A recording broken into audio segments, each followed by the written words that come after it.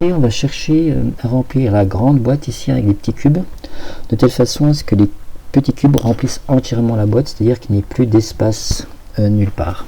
Donc pour que ça puisse fonctionner, il faut que la longueur de l'arête du petit cube divise à la fois la longueur L, c'est-à-dire 882, et divise en même temps la longueur grand L, c'est-à-dire 945.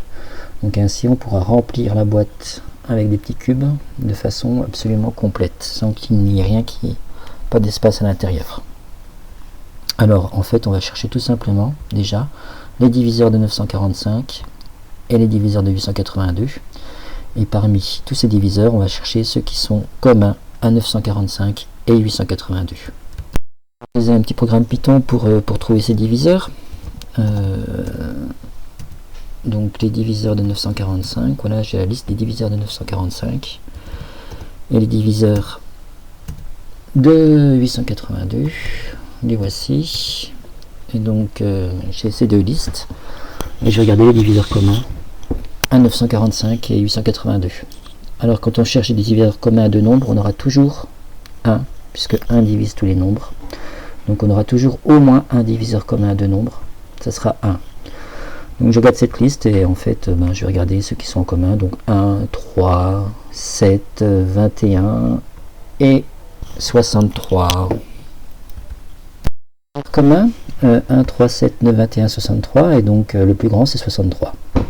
Donc pour la plus grande valeur de C, combien de cubes contient la boîte? Eh bien je vais regarder combien de cubes je peux mettre en longueur ici, combien de cubes je peux mettre sur un premier étage et combien d'étages ensuite je peux faire. J'aurai le nombre total de cubes possible. Alors si la longueur de mon cube, la longueur de l'arête de mon cube c'est 63, je peux en mettre 14 sur une longueur de 882 et je peux en mettre 15 comme ça en hauteur. Donc au total j'en ai 14 fois 14 pour un premier étage, fois 15 parce que je peux faire 15 étages, soit 2940 cubes au total. Pour la dernière question, quel lien existe-t-il entre toutes les valeurs possibles de C et la plus grande? Donc si on regarde la plus grande valeur, c'est 63. Toutes les valeurs 1, 3, 7, 9, 21 et 63, en fait ce sont tous les diviseurs de 63.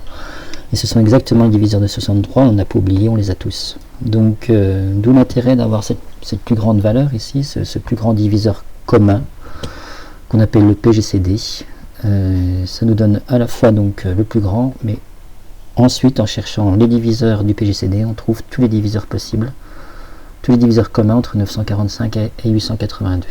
Donc en fait, c'est l'objectif de notre cours ici d'étudier le PGCD.